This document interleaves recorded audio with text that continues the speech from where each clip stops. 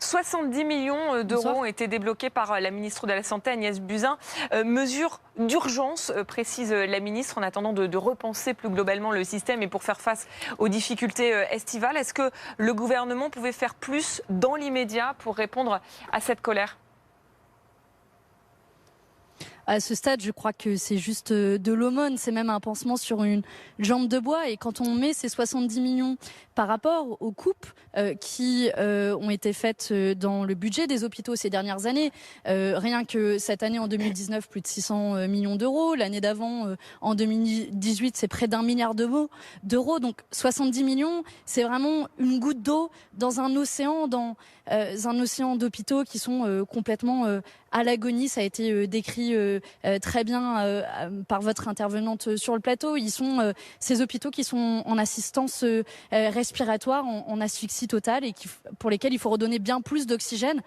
Pour ajouter à votre longue liste d'exemples, moi je suis originaire du sud de la France, ici pas loin à Sisteron, on a des hôpitaux qui ferment à 20h et donc quand on se présente à 20h15 ou à 20h30 ou à 20h45 pour une urgence, où va-t-on? À Gap, beaucoup plus loin. À Draguignan à côté, on a près de 20 médecins qu'il faudrait pour faire tourner les hôpitaux. Il n'y en a que 12. Voilà, ce sont des exemples concrets, ce sont des vies humaines avec lesquelles le gouvernement est en train de jouer en voulant gérer les hôpitaux finalement comme on gère des entreprises. Mais non, la logique de la rentabilité ne peut pas prévaloir quand il s'agit de vies humaines. Manon Aubry, comment on sort de la crise? On voit qu'il y a cet équilibre budgétaire à tenir, qu'effectivement il y a aussi Bercy qui tient les comptes derrière et qu'on peut difficilement mettre des milliards d'euros comme ça sur la table. Pourtant, il va falloir les mettre si on veut repenser tout notre système de santé. Comment on sort de là? Deux éléments principaux de réponse. D'abord, vous parliez de mesures d'urgence, mais je voudrais rappeler quand même que les hôpitaux et les personnels hospitaliers sont en grève depuis plus de 5 mois et qu'on se réveille soudainement au milieu de l'été en se disant il y a une crise des hôpitaux. Et qu'en effet, ça a été justement dit, la crise des hôpitaux date de plusieurs années, d'une vingtaine d'années, mais particulièrement ces personnels hospitaliers tirent la sonnette d'alarme depuis plus de 5 mois et qu'on les a ignorés, qu'on les a méprisés pendant tous ces mois et qu'il est plus que jamais urgent de les entendre. Ensuite, sur comment on finance. Il y a plusieurs pistes pour financer. D'abord, il y a des mesures assez faciles. Je voudrais rappeler qu'il y a un manque à gagner dans les caisses de l'État à cause de crédits d'impôt dont l'utilité est plus que jamais questionnée, voire mise en cause. Je pense notamment au crédit d'impôt compétitivité emploi, le CICE, versé aux entreprises. Pouf, presque 40 milliards d'euros que vous pourriez récupérer quasiment d'une année sur l'autre pour financer les hôpitaux. Et une dernière chose, sur les questions d'austérité, je le dis aussi particulièrement parce que je suis députée européenne et en effet, il y a cette sacro-sainte règle des 3% de déficit qu'on veut imposer, que l'Union européenne veut imposer à l'ensemble des États européens. Et je crois qu'on fait la démonstration avec la crise que connaît la France dans les hôpitaux, qu'il faut plus que jamais désobéir à cette règle, qu'elle n'a aucune réalité, aucun sens, aucune signification face au drame vécu aujourd'hui dans les hôpitaux français et qu'à choisir entre la survie de nos hôpitaux ou la survie du monde de la finance, je crois que le choix est très clair, celui qui doit être fait par le gouvernement.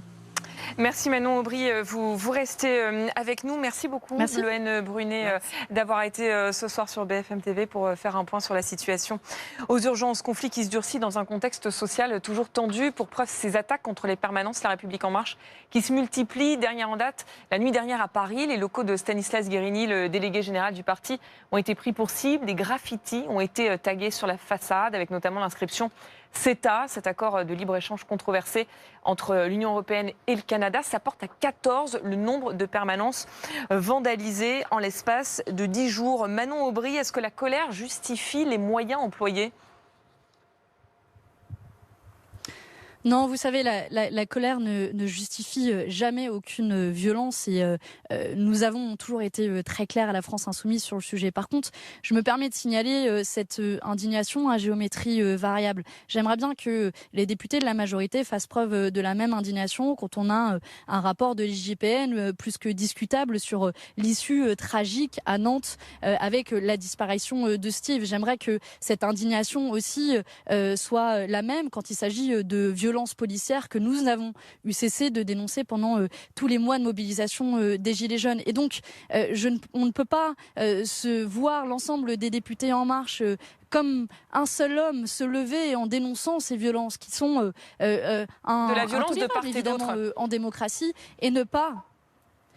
Je pense qu'on ne peut pas mettre sur le même plan une violence d'État qui est le fait notamment des forces de police et des violences qui sont évidemment à déplorer, qui sont de la part d'individus isolés et pour lesquels des poursuites seront certainement ouvertes et la justice fera son travail. Je regrette qu'il n'y ait pas la même indignation s'agissant des violences à l'encontre des personnes commises notamment par les forces de police. Merci beaucoup Manon Aubry d'avoir été l'invitée ce soir de BFM TV.